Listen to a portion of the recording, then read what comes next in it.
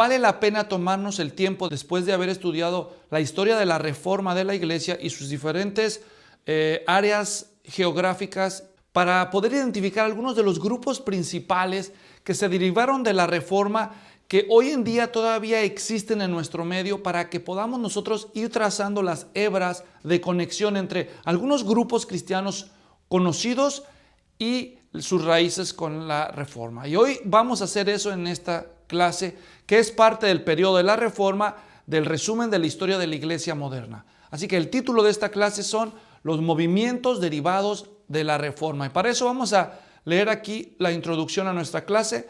Antes he de decir que si usted quiere copia de las clases que estamos dando, quiere copia de los bosquejos de la clase, puede pedirla gratuitamente por correo electrónico a luisfloriano@yahoo.com y gustosamente le podemos hacer llegar una copia del bosquejo de la clase, al igual que los alumnos que están aquí delante de mí están siguiendo la clase con su propia copia. Entonces, como se explicó anteriormente, los impactos de la reforma se han sentido y se siguen sintiendo todavía en todas direcciones. Uno de ellos es la generación de movimientos derivados de la tradición reformada, que algunos todavía siguen la línea bíblica y otros ya se han alejado de ella. Vamos a conocer algunos de esos principales movimientos derivados de la reforma. En primer lugar vamos a mencionar el de los puritanos, del cual ya hemos hablado en su debido momento cuando estudiamos la reforma en Inglaterra y también cuando vimos algunos de los documentos y de los sínodos de la reforma en las clases anteriores. Los puritanos fueron un grupo de cristianos ingleses, en parte de la iglesia anglicana, que a partir de más o menos el año 1570 habían expresado su desacuerdo con las prácticas católico-romanas que se conservaban dentro de la iglesia como resultado de la influencia del libro de la oración común que Tomás Cranmer redactó por orden del rey Eduardo VI. A ellos se les puso un apodo despectivo por resistirse a seguir consintiendo con las prácticas romanistas, y el apodo que la gente les puso fue los godly, que se traduce al español los piadosos. Ese apodo es el que se les terminó quedando como puritanos. Al principio los toleraban, los veían como un grupo raro, pero los toleraban. A medida que su influencia fue creciendo, el gobierno de Inglaterra los empezó a ver con cada vez mayor desconfianza y la iglesia organizada de Inglaterra también se sintió amenazada por ellos. Esto provocó que comenzaran a ser discriminados y después perseguidos. Durante la primera mitad del siglo XVII, buscando libertad religiosa, miles de ellos emigraron a otros lugares. Primero a Holanda y después de ahí emigraron a Norteamérica, donde se establecieron las primeras colonias en los que hoy en día son los Estados Unidos. Los que quedaron en Inglaterra de 1642 a 1660 gozaron de un periodo de alivio temporal. Ellos, en el periodo en que la monarquía en Inglaterra se suspendió y fue gobernada como una república parlamentaria, gozaron de ciertos privilegios. Mucho del puritanismo tomó una versión presbiteriana y otra parte una expresión congregacionalista. En 1658, bajo el nombre de la Declaración de Saboya, se generó uno de los primeros documentos. Ya había sido producido la Confesión de Fe de Westminster en 1648, de lo cual hablamos en una de las clases anteriores. Pero eventualmente la monarquía regresa a Inglaterra con el rey Carlos II, y entonces se vuelve a instituir el libro de la oración común y las costumbres semicatólicas en la iglesia anglicana, y esto causa eventualmente en 1662 la triste e infame gran expulsión, donde más de 2000 pastores puritanos son expulsados de la iglesia y se les prohíbe predicar en la calle. Se les permitió hacer iglesias independientes que estuvieran retiradas de las iglesias anglicanas, pero no deberían de predicar en la calle. Muchos de ellos obviamente desobedecieron la orden del rey y de la iglesia, y comenzaron a predicar sin permiso. Esto trajo obviamente consecuencias. Uno de los que sufrieron por causa de esa persecución fue el famoso Juan Bunyan, que terminó pasando 13 años de su vida en prisión solo por predicar en la calle. en los cuales escribió el famosísimo libro El progreso del peregrino. A Juan Bunyan, que era un pastor bautista, simplemente le dijeron: si tú prometes que dejas de predicar en la calle, te soltamos ahora mismo. Y él dijo: no puedo hacer eso, tengo que obedecer a Jesucristo. Se burlaron de personas como Juan Bunyan, los académicos, porque no sabía griego o hebreo, sino solamente estudiaba la Biblia en inglés. Ejemplos como este sobran de esa temporada. Al mismo tiempo hubo puritanos que fueron altamente intelectuales e influyentes en la vida de Inglaterra. La influencia puritana ha tenido y sigue teniendo grandes alcances en el cristianismo protestante. Finalmente, cuando llega el rey Jacobo II en 1685, se les da un respiro de libertad y unos años después, en 1689, ellos terminan consolidándose allí. Bueno, tengo todo un video completo dedicado a explicar qué son los puritanos. Si usted quiere ver más detalle, puede observarlo en ese video. Simplemente vas a decir entre los más sobresalientes puritanos, que fueron más de 200 de ellos, de los pensadores que escribieron. Se pueden mencionar a John Owen, a Richard Baxter, Juan Bunyan, que ya mencionamos acá en Estados Unidos, Jonathan Edwards. Bueno, los puritanos. Ahora hablemos de los bautistas. Los bautistas. Uno de esos puritanos, de nombre John Smith, emigró a Ámsterdam en busca de libertad religiosa en este periodo de persecución. Allí en Holanda, 2 años más tarde, en 1609, junto con un hombre llamado Thomas Helwys, inició lo que hoy en día se traza como la primera iglesia bautista de la historia. Entre sus creencias distintivas estaban que la Biblia era la única autoridad de los creyentes. Ellos predicaban la separación entre la iglesia y el Estado, rasgo diferente de lo que los congregacionalistas insistían. Ellos todavía conservaban unidad entre la iglesia y el Estado. Los bautistas se diferenciaron por eso. Además, ellos reclamaban independencia de la iglesia local de las injerencias externas, tanto civiles como religiosas, y aceptaban solo 2 ordenanzas, no sacramentos, 2 ordenanzas, siguiendo la tradición anabaptista y zwingliana, que eran la cena del Señor y el bautismo, y solo limitado para creyentes. Ellos creían que el bautismo era solamente por inmersión si seguía el modelo bíblico, y el gobierno eclesiástico el congregacional.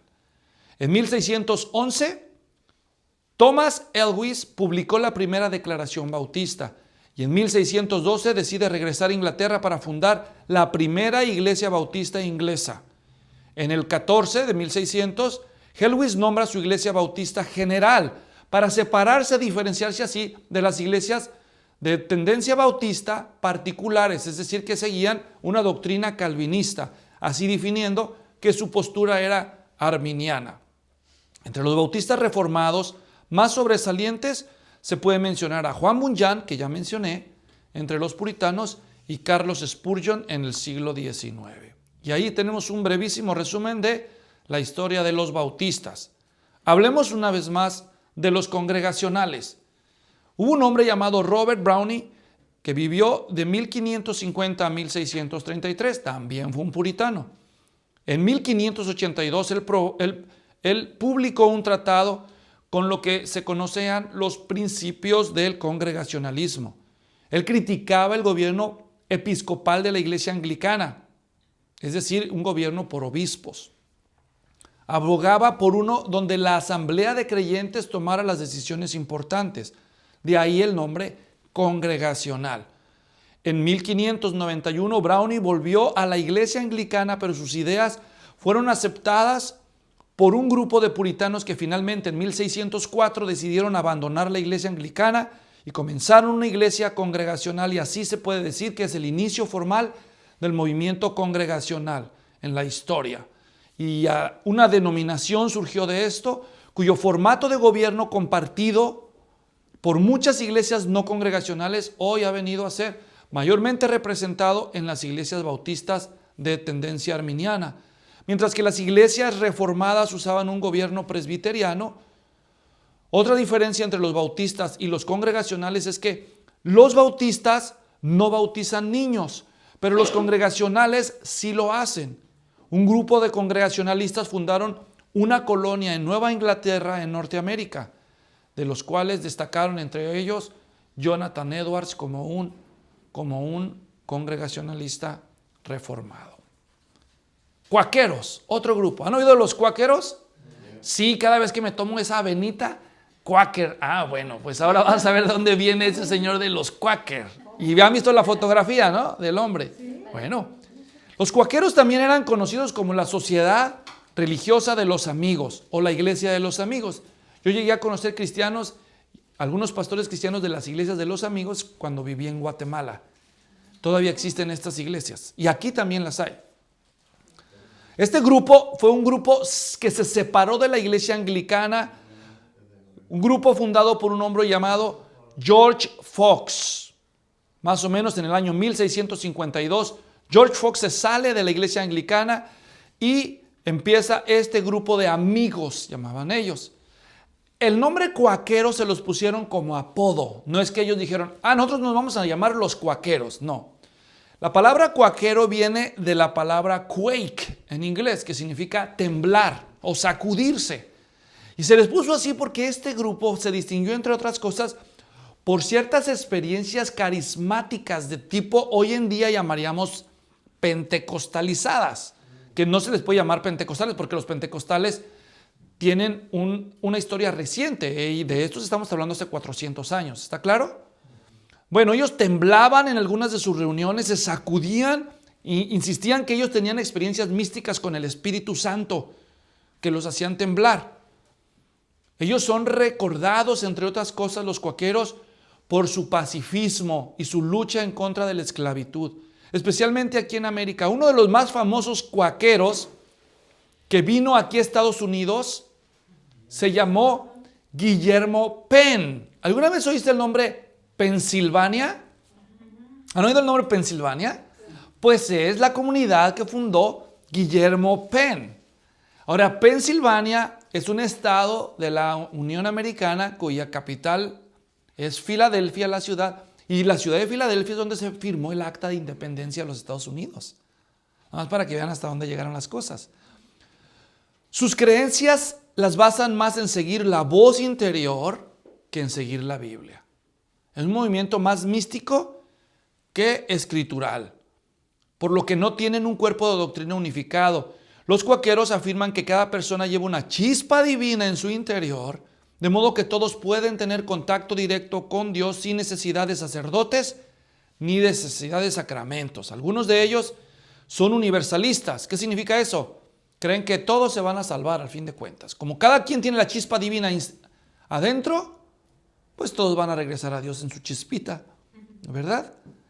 Defienden la justicia, tienen una vida sencilla, son honrados y pacifistas. Aceptan el liderazgo de la mujer en la iglesia y ponen énfasis en los testimonios. Si tú vas a una iglesia típicamente cuáquera, en lugar de escuchar un sermón con una buena exposición bíblica, tú vas a escuchar bonitos testimonios ahí, ¿verdad? Qué bonita la reunión hoy, con los hermanos, con los amigos. Bueno, no todos son iguales, pero ese ha sido un distintivo de los Quakers, de los cuáqueros. Así que, como pueden ver ustedes, los puritanos se quedaron centro en el sólido de la teología reformada. Los bautistas, cerca del centro, especialmente los que se hicieron arminianos. Los cuáqueros ya tienen, así como quien dice, un pie adentro y uno afuera, ¿verdad? Creen en la Biblia, pero creen más en las experiencias. Pero este señor, Emanuel Swedenborg, ese sí ya se salió. ¿Y ese quién fue? Te preguntarás. Bueno, Emanuel Swedenborg fue un sueco que tenía una mente brillante, era un genio literalmente, así lo catalogan hoy los estudiosos de la mente humana. Era un genio. A los 56 años dejó sus estudios de ciencia para convertirse en teólogo, supuestamente teólogo, porque él dijo que tuvo un encuentro con Jesucristo. Jesucristo se me apareció, dijo don Emanuel. Y según él le dijo, tú vas a reestructurar el cristianismo porque está todo hecho mal. Así que según él, con el entendimiento del universo que Dios le había concedido a él, por medio de esas nuevas revelaciones que le serían dadas, él iba a ser la esperanza del mundo. Sus seguidores se dicen cristianos, pero niegan la infalibilidad de las Escrituras, niegan la Trinidad Ellos aseguran que cualquiera que cree en la Trinidad no va a ir al cielo.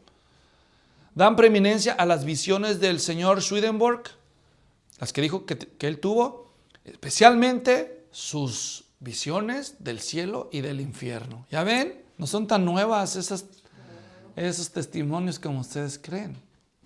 Las iglesias derivadas de este pensamiento se han dividido en varios grupos, pero son conocidas mayormente como Nueva Iglesia. 4 ramas principales de esta corriente se conocen como la Conferencia General de la Nueva Iglesia, la Iglesia Swedenborgiana del Norte de América, la Iglesia General de Nueva Jerusalén y la Iglesia del Señor, que es Nova Jerusalima. Su centro de entrenamiento teológico, ¿dónde creen que está?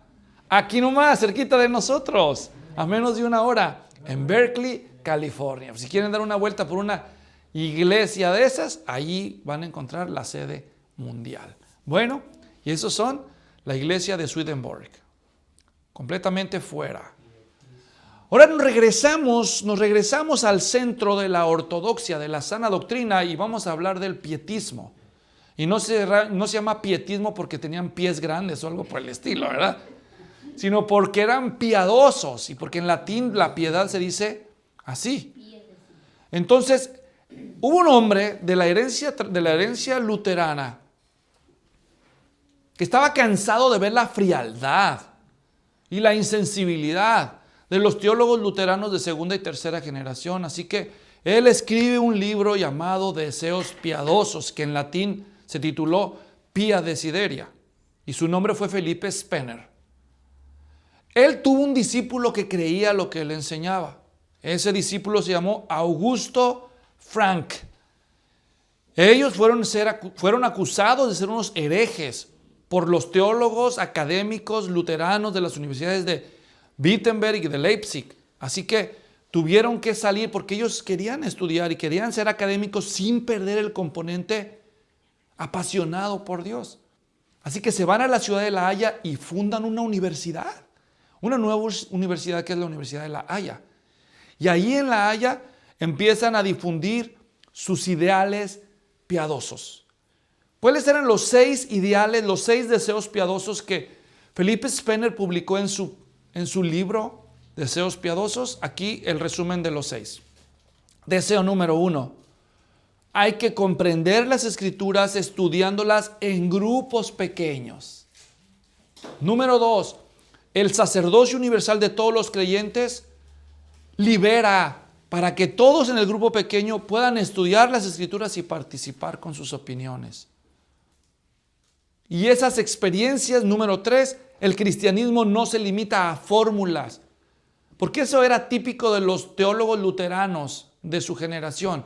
Estar tan ocupado en la teología académica, pero vidas que no reflejaban lo que enseñaban. Y entonces Felipe Spener dijo, el tercer deseo piadoso es que la vida cristiana es la vida, no nada más es el aula. Se debe reflejar nuestra convicción en cada faceta de nuestra vida, nuestra piedad.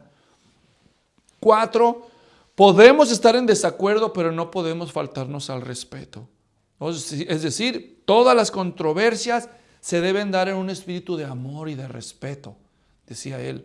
Número 5, cuando se entrenen a los pastores se les debe entrenar no solamente con doctrina y con clases teóricas, se les debe foguear en contacto con el rebaño para que sean pastores bien preparados para hacer su trabajo y no solo teólogos.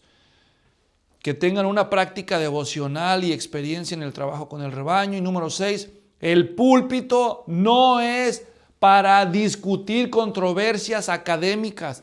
El púlpito principalmente es para instruir, para inspirar y para alimentar al rebaño, no para seguir con discusiones que de poco benefician a los creyentes. Como pueden ver, son ideales muy buenos. Ellos ponían un fuerte énfasis en la experiencia de la conversión personal. Ellos decían, si de veras tú eres cristiano, tú debes ser capaz de recordar hasta el día y el lugar donde tú tuviste tu encuentro con Cristo. Así, ellos ponían ese énfasis. Ellos decían que los cristianos todos tenemos la responsabilidad de cumplir la gran comisión y de cumplirla en todas las naciones. Así que ellos, por primera vez en la historia de la Reforma, ponen un énfasis claro en las misiones transculturales.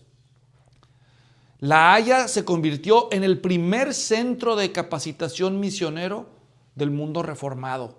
De ahí salieron muchos jóvenes a las diferentes naciones, a la India como misioneros, y también hubo obras sociales. El mismo Frank, el discípulo de Spener, fundó una escuela para niños pobres y un orfanato. Fue un movimiento muy bonito el de los pietistas. Y uno de los que fueron impactados por el pietismo de Spener fue Nicolás Ludwig von Zinzendorf. ¿Qué? ¿Ese qué? ¿Cuál?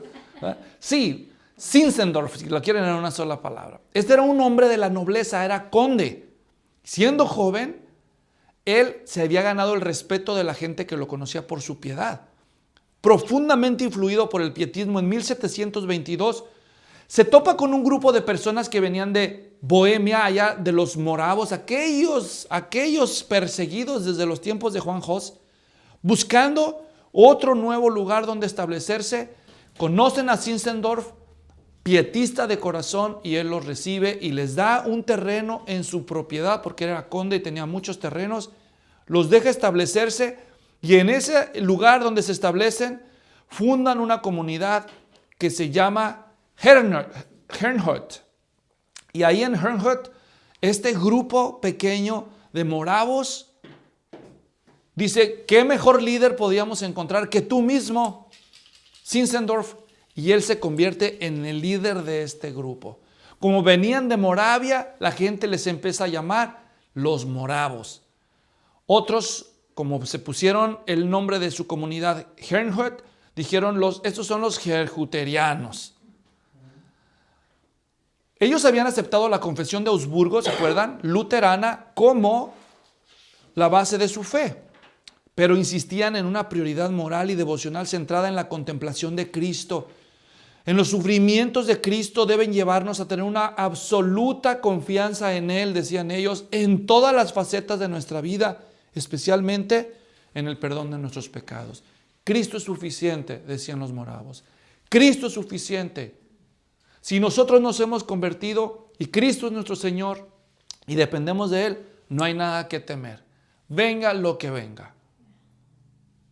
Otra cosa que distinguió a los moravos fue, a pesar de ser un grupo tan pequeño de personas comparativamente hablando con otras denominaciones, fue un grupo que consagró su vida a las misiones mundiales.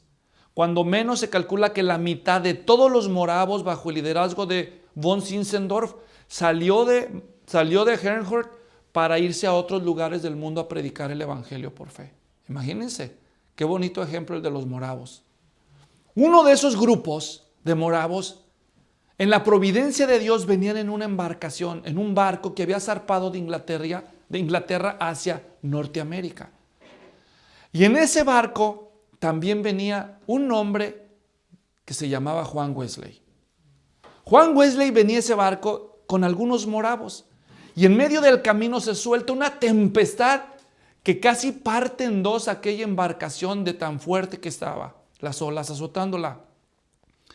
Juan Wesley, a pesar de ser un hombre altamente instruido en la Universidad de Oxford, de tener liderazgo espiritual en ciertos grupos de tendencia pietista, de los que vamos a hablar en un momento, tenía un gran temor a la muerte porque todavía no experimentaba una conversión personal, a pesar de ser tan religioso y tan metódico. Entonces, está en medio de la tempestad del barco por hundirse casi, y Juan Wesley está aterrado y de pronto ve cómo él oye a un lado, en uno de los camarotes a un lado de él, oye alabanzas cristianas. Y dice, ¿pero quién se pone a cantar en estas circunstancias? Y Juan Wesley, como puede, va y se asoma y ve este pequeño grupo de moravos lleno de serenidad y de paz, confiando en que no importa lo que pase, estamos seguros, estamos en Cristo. Y él queda tan impactado de ver eso, dijo, ¿pero qué tienen estos que yo no he descubierto? Que eso impacta su corazón. Y ya vamos a hablar más de Juan Wesley, en unos minutos. Pero antes, solamente quiero decir que el impacto que este grupo cristiano llamado los moravos ha tenido, a pesar de su pequeño tamaño, ha trascendido fronteras, no solo de manera directa por los misioneros que ellos enviaron, sino de manera indirecta haber tocado la vida de este hombre.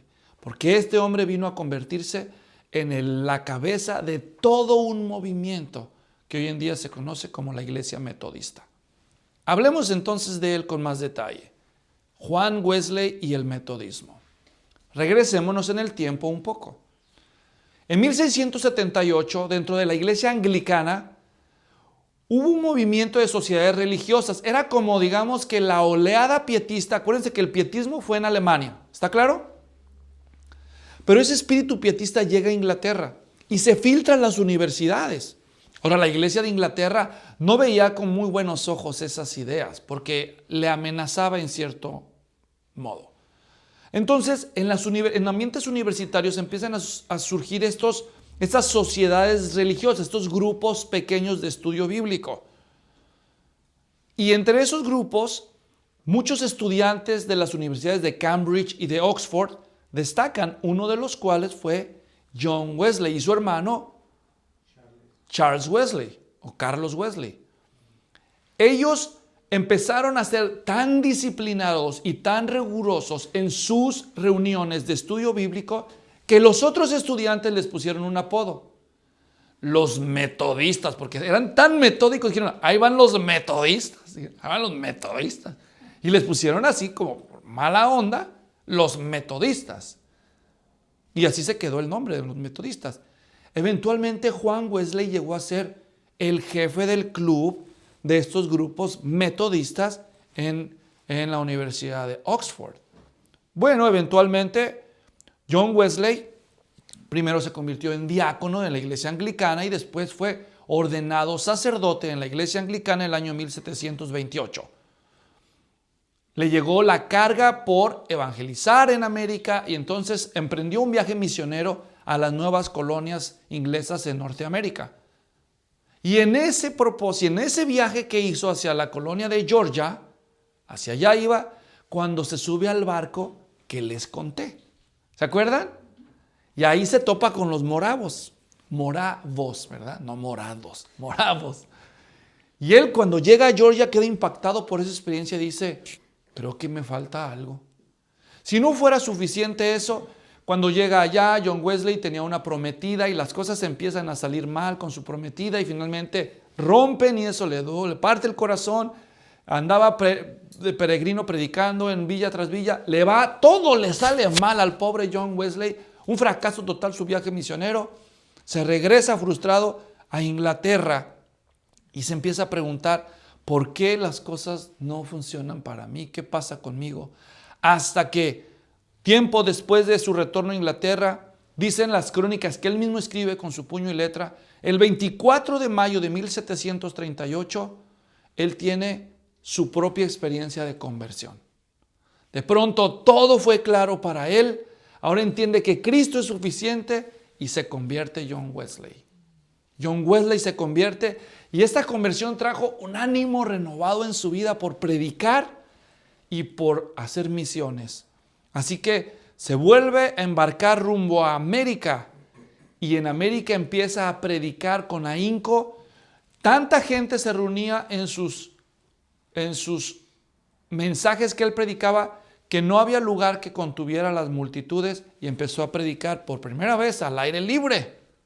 Y eso es parte de uno de los grandes despertares de Estados Unidos. Multitudes.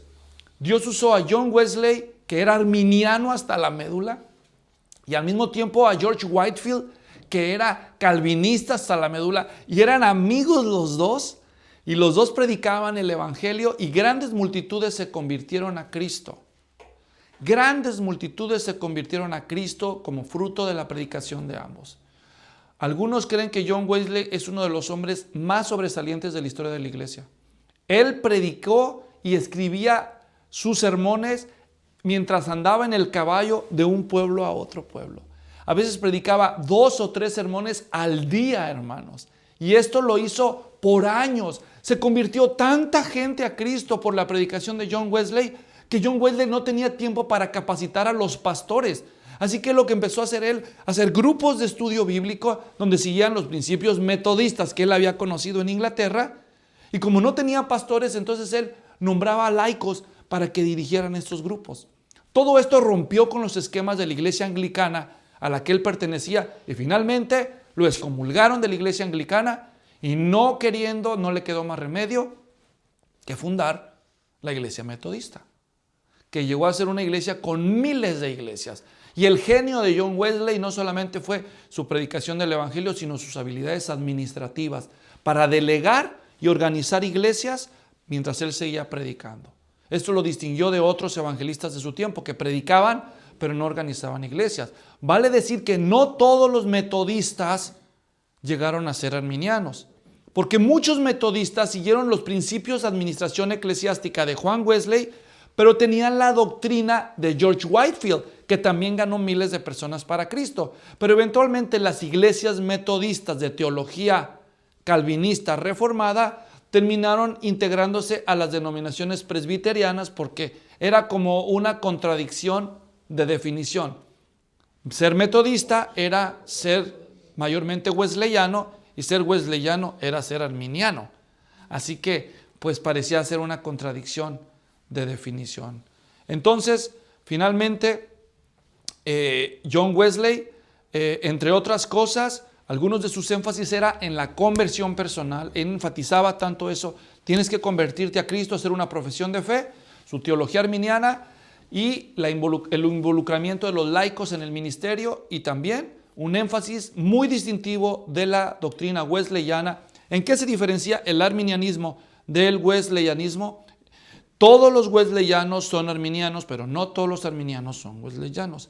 El énfasis particular de la doctrina wesleyana es el énfasis en la santidad. La santidad, la vida santa de los creyentes. Y de ahí van a venir otras corrientes posteriores como las iglesias de los nazarenos y algunas expresiones también pentecostales con énfasis en la santidad, de herencia wesleyana y no solamente arminiana. ¿Ok? Entonces aquí ya empezamos a ver los nuevos alcances de estas ramificaciones de la doctrina reformada. Bueno, otros efectos de la reforma serán considerados en la siguiente parte de este curso. Recuerden que estamos viendo apenas el fin de la época de la reforma. Todavía nos va a faltar el racionalismo, las misiones mundiales, el siglo XX y la iglesia en la actualidad. Pero va a ser más resumido porque la reforma tuvo una preponderancia tan importante que le dedicamos tanto al estudio. Ya nada más nos queda en este punto hacer un repaso de las lecciones principales que aprendemos de este gran periodo de la historia de la iglesia. Y ese va a ser el tema del último video de esta primera parte de la historia de la iglesia moderna, del resumen de la historia de la iglesia moderna, lo cual vamos a dejar para el último de los videos de este segmento, de este periodo de la iglesia. Y ahí nos vemos.